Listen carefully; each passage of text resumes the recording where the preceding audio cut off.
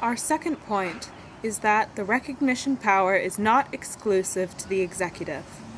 In a communication between the Department of Justice and the White House Counsel, the Assistant Attorney General claimed that it is well settled that the Constitution vests the President with the exclusive authority to conduct the nation's diplomatic relations with other states, and that the President's recognition power is exclusive. We contest both claims. Recognition is a concurrent, implied power of both the legislative and executive branches.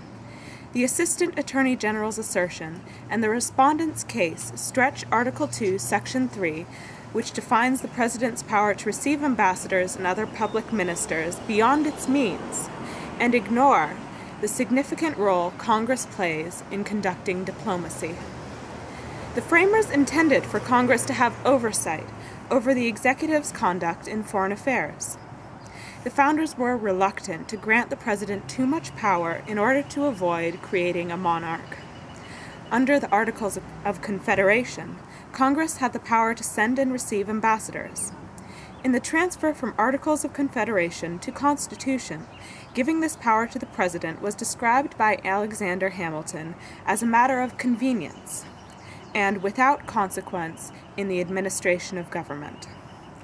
With this mindset, it is unlikely that the framers would have intended to give the President exclusive authority to conduct diplomatic relations, untempered by any sort of congressional check on an otherwise sovereign power. Article 2, Clause 2 of the Constitution compels the President to secure the advice and consent of the Senate before producing treaties, which are an integral part of diplomacy. As Helvidius, Madison describes treaties as the supreme law of the land. Madison's emphasis on the legislative nature of treaties advances the idea that the President's recognition power is moderated by legislative authority. Treaties are themselves a form of recognition, binding under international law. An originalist interpretation of Congress's check on the President's power to make treaties suggests that the President's ability to effect foreign policy, while independent of Congress, is not unilateral. Joseph Story asserts in his Commentaries on the Constitution of the United States that the recognition power is pregnant with consequences, often involving the question of peace and war.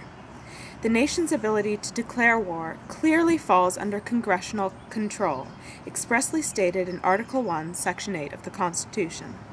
Madison and William Rawle both intimate in their writings that recognition has the possible consequences of laying the legislature under an obligation of declaring war. If the recognition power is exclusive to the executive, then it creates the possibility that the President could coerce Congress into declaring war. In the words of Justice Jackson, taken from his concurrence in Youngstown Sheet and Tube Company v. Sawyer, with all its defects, delays, and inconveniences, men have discovered no technique for long preserving free government except that the executive be under the law, and that the law be made by parliamentary deliberations, an idea that the framers would unquestionably support. Furthermore, the sole organ doctrine, used to support the executive branch's ability to broadly define presidential power in foreign relations and national security, free from both judicial or legislative constraint, has been misinterpreted. The doctrine has been used to interpret the President's constitutional duty to receive ambassadors beyond the scope of the text, to entail that the President alone possesses the exclusive power to recognize foreign sovereigns. This mistake in interpretation is the heart of the respondent's case, which asserts that foreign policy is formed and implemented solely by the President. The doctrine originates from John Marshall's speech delivered to the House of Representatives in 1800, in which he famously stated, "The President is the sole organ of the nation in its external relations, and its sole representative with foreign nations." According to Edward Corwin, who was a professor of jurisprudence at Princeton University, Marshall's intention in describing the president as the sole organ was simply the president's role as an instrument of communication with other governments. There is no more securely established principle, he continues to say, of constitutional practice than the exclusive right of the president to be the nation's intermediary in its dealings with other nations. This interpretation is in line with the purpose of Marshall's speech, which defended President Adams' authority to extradite an American prisoner to the British, a power delegated to him under an article in the Jay Treaty, which was necessarily approved by Congress in the Senate. The interpretation established by Justice Sutherland in the case United States versus Curtiss-Wright Export Company, however, is considered the legal premise for the sole organ doctrine, as well as the existence of an exclusive executive presidential recognition power. Though the issue in Curtiss-Wright was the scope of Congress's ability to delegate legislative power in international affairs, the decision written by Justice Sutherland contained expansive and unrelated dicta, announcing the very delicate, plenary, and exclusive power of the president as the sole organ of the federal government in the field of international relations, a power which does not require as a basis for its exercise an act of Congress. His model of executive authority fails to address how, if so unencumbered by statutory or legislative concerns, the power of the executive branch could be constrained.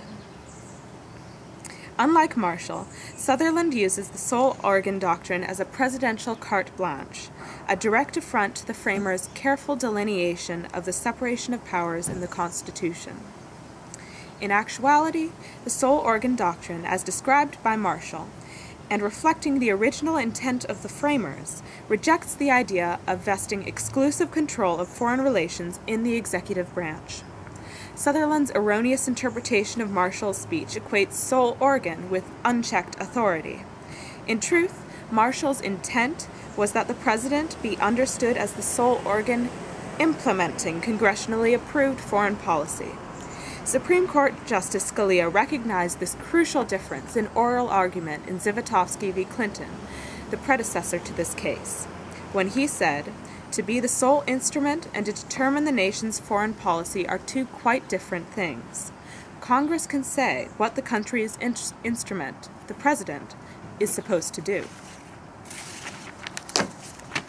Post-ratification history supports the existence of an inherent, not exclusive, executive recognition power. We draw a distinction between powers the president possesses that, though unauthorized, may still be regulated by statute, called inherent powers, and powers that are beyond congressional control, called exclusive powers. The president does possess an inherent recognition power. Presidents have exercised this power without congressional authorization consistently over the course of U.S. history, and their initiative has been supported by notable judicial dicta. History does not, however, support the existence of an exclusive executive authority. There are examples of Congress affecting or influencing recognition. In 1861, Congress authorized the appointment of diplomatic representatives to Haiti and Liberia. By authorizing diplomatic relations with both countries, Congress essentially recognized their governments. In 1898, Congress issued a joint resolution that recognized Cuba's independence from Spain during the Spanish-American War.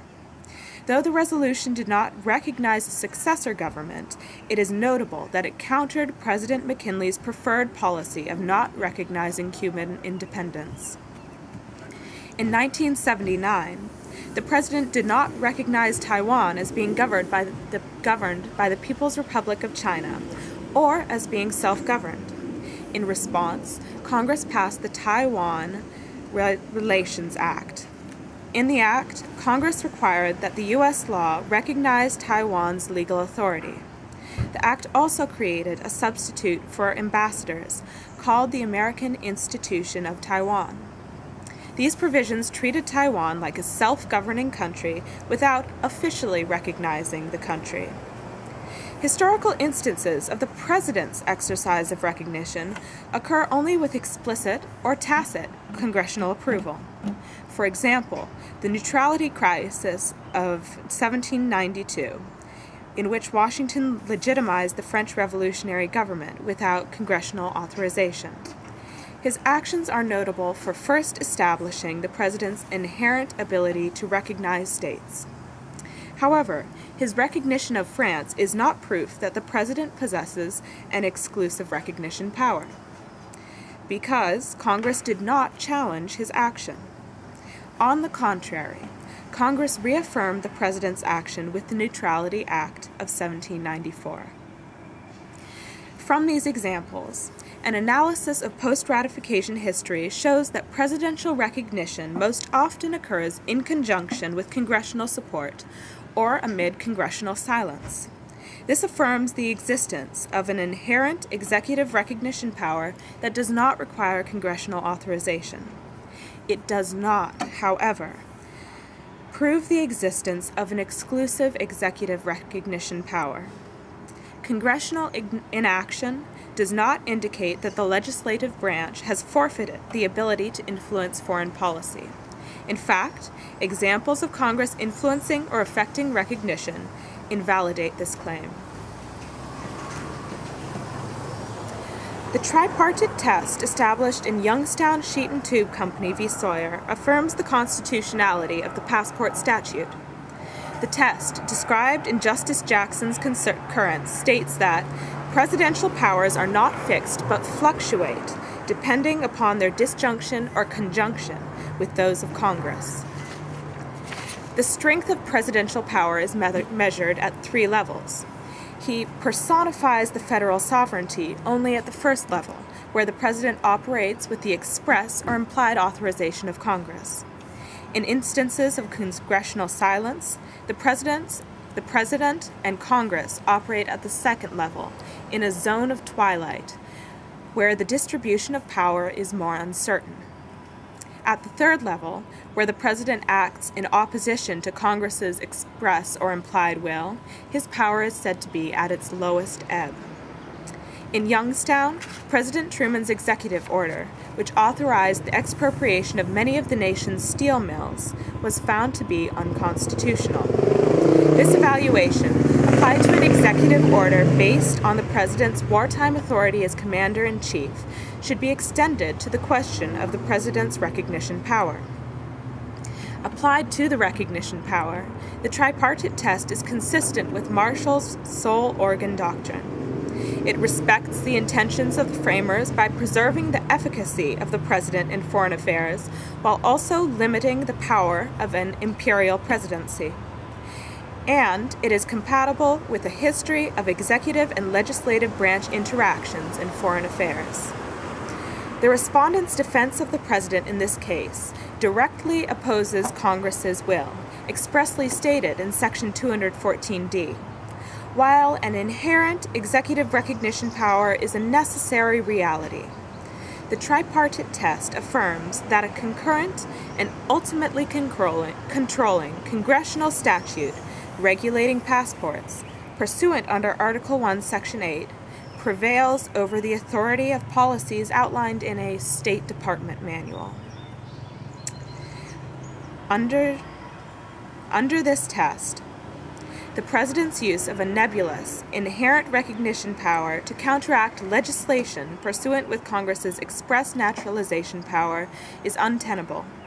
In this case, preserving the separation of powers enshrined in the Constitution of the U.S. foreign relations today demands that the Supreme Court acknowledge the constitutionality of Section 214D by ruling in favor of the petitioner.